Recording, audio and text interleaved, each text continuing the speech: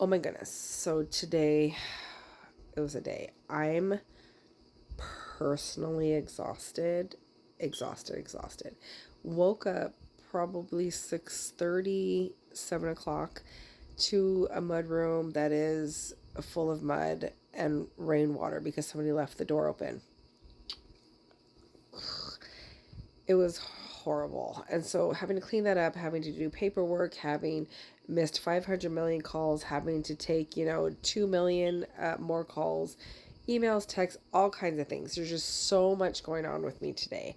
And in the middle of that, we're trying to do Fia night. So Cherish and McKay are here. Excuse me. Oh, my goodness. Oh, my goodness. The allergies that I have to deal with in my life is crazy. But what was I saying? So we're trying to do costumes for Fia night, and then we get the message that Fia night is canceled, and Cherish is here to dance. So that was a bust. So we shift gears, and I'm like, well, it's okay. 4 a.m. We have the bus leaving for La Ie. We're gonna go to the temple. Boom, we get another notice that's closed or not happening. And then the boys were gonna play football. That is also closed due to the weather.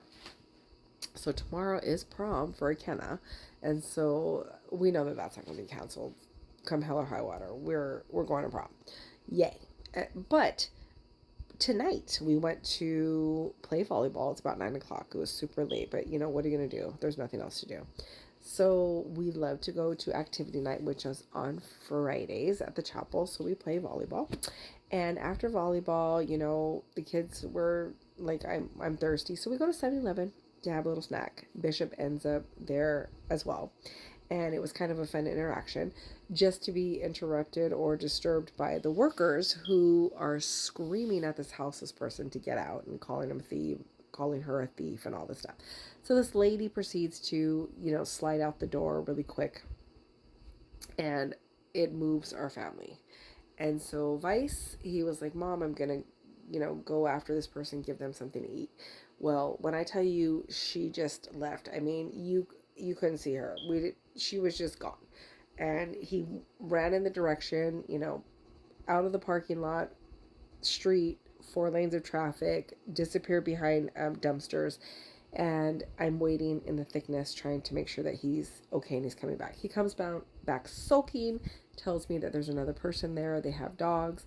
So he's like, I want to go and buy some more food. And I was like, okay. Then the person comes back to 7-Eleven and thanks him, and he proceeds to pass the food to the second person, and they have a little conversation. Apparently he asked for clothes, and me, man, that was really hard to hear because I'm thinking, I get frustrated with laundry, I get frustrated with the amount of clothes we have, but I got a washer machine. I'm able to take care of myself, and all the domestic things are rough. Like, they're rough to do, but it's rough when you don't have it and you don't have anything. So because all these things were canceled tomorrow, I'm gonna search my whole house and find some things, and I'm gonna round up some clothes, and I'm gonna go back and drop them off. But it also had me thinking on my 45-minute drive home, or 40 minute drive, about what McKay had said. So McKay, as soon as we walked up to 7-Eleven, he was explaining that was the very 7-Eleven that he had given his last couple dollars in his pocket to a houseless person. And he expressed to me how joyous that made him feel, that he felt happy that he could help somebody because it's a hard situation. And so we had a lot of really lovely conversations today in the midst of the chaos, the weather, the cuckoo administration, and everything that comes with that, right? There was a ray of light in a situation that's very dark, right? It's hard to be houseless. And don't get me wrong, I come from, you are exactly where your choices led you, but there are some things that are out of your control, that you could end up in this. Like, we're all just a bad decision by the administration, or a bad decision from our own hands, away from these very dire situations, right?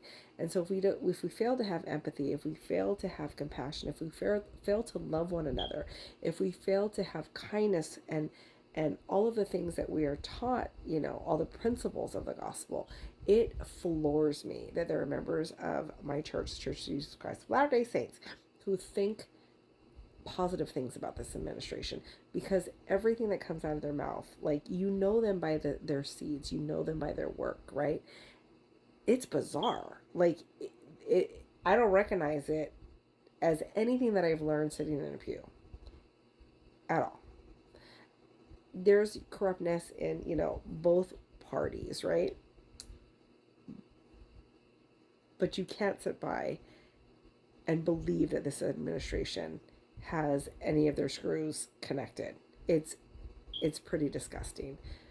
So, with all of my tiredness, with everything that's going on, with the weather that's super hard, and people are struggling right now, financially, emotionally, spiritually, I am grateful that my children and people that I love, and the people who love my children, that I'm surrounded by really good salt of the earth people who still find compassion, who still do not judge, who are like, what little I have, let me share it with you. I'm grateful that the doctrine that I learned, the examples that I learned from my Savior Jesus Christ, right? From the millions or thousands of, sacrament meetings that I sit in and classes in Sunday school, that it absorbed, right? It absorbed in my mother, it absorbed in my grandmother, it absorbed in me, it is passed down to my children, and they are connected with people who have the same morals and values. And so, if you don't do anything today, if you don't do anything tomorrow, but you have a moment to do a good thing, please do it. Seriously. Be safe out there.